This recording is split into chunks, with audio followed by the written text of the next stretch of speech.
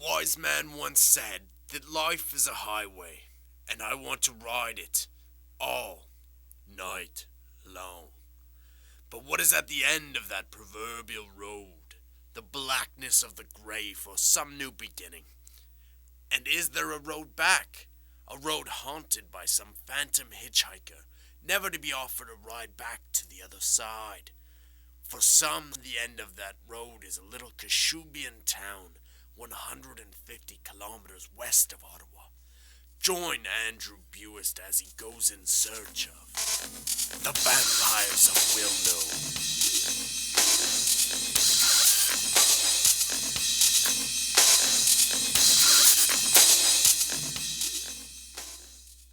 Thou shalt not be afraid for the terror by night, nor for the arrow that flieth by day, nor for the pestilence that walketh in darkness, nor for the destruction that wasteth at noonday. 1,000 shall fall at thy side, and 10,000 at thy right hand, but it shall not come nigh thee.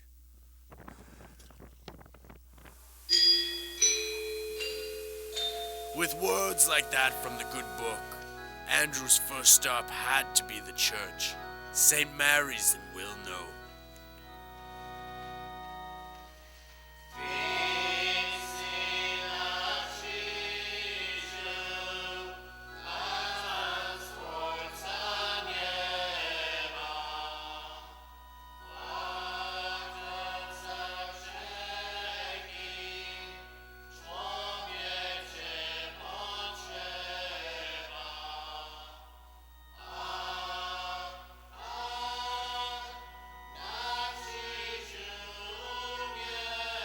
With his guard up and questions ready, he wasn't taking any chances. He fills up his flask with holy water as an extra precaution.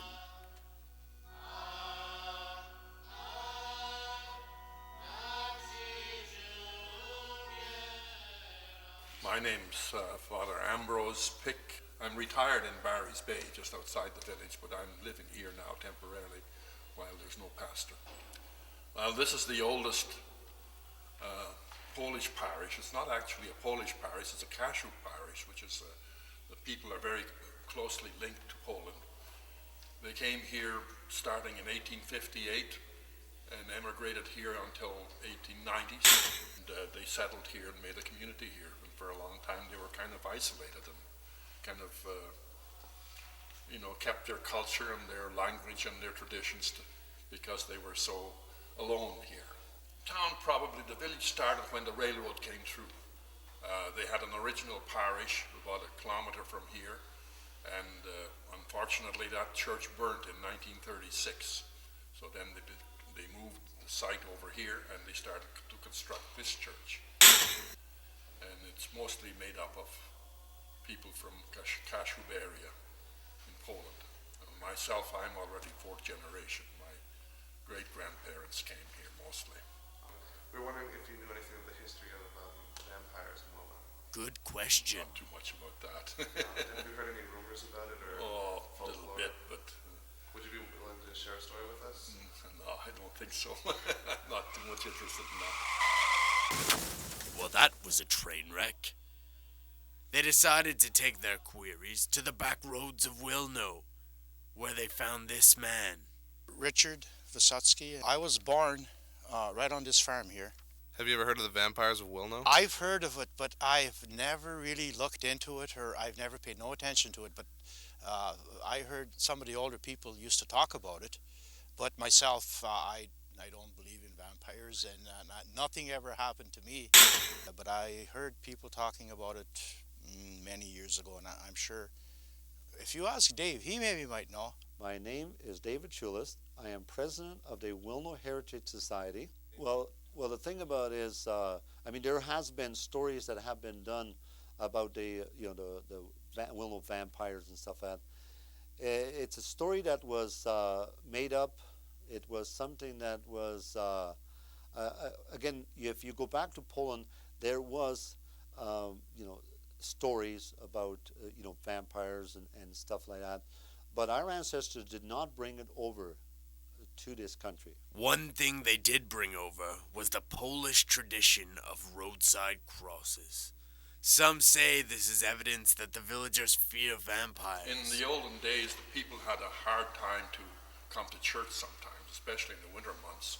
And we have something like almost 20 crosses that are dotted along the road, and Wilno North Road and Wilno South Road. So when they couldn't get to church, they met at the crossroads where there was a cross, and they prayed there together instead of coming to Mass. If you go back to the Kashubi region, well, it's not just the Kashubi region of Poland, but all of Poland, you have also got crosses at their crossroads, just like we have here.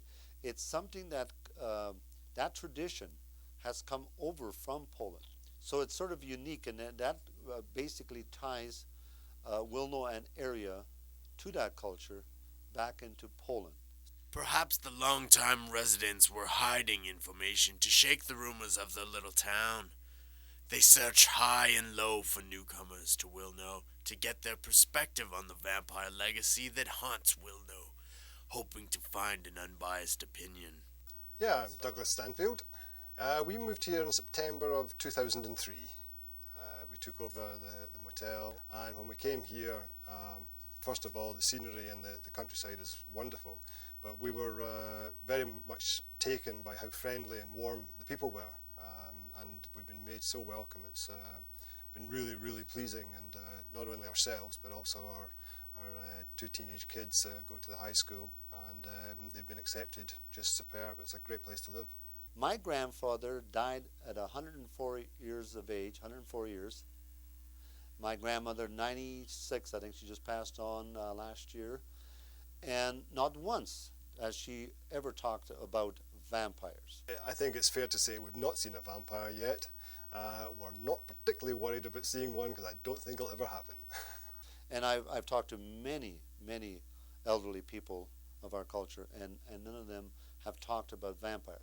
Yeah, the kids, our son is 18, our daughter's 16, so that they are more in touch with the local stories and more likely to be influenced by hearing these stories. But really, they've got a fairly level head. I guess they're reasonably well travelled, so these sort of stories don't tend to faze them a great deal, and they just laughed at it as well.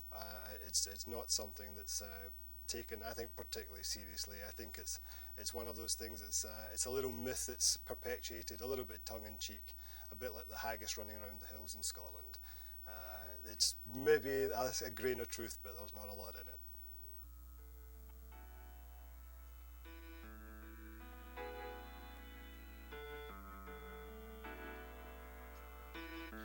I bet everyone thought they were going to see Andrew run around in some Dracula costume, and that's exactly what he had set out to do.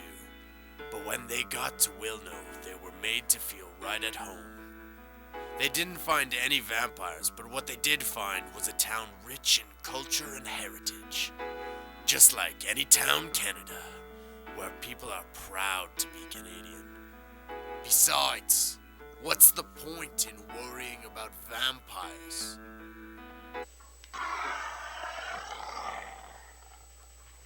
When there are much scarier things that could get you.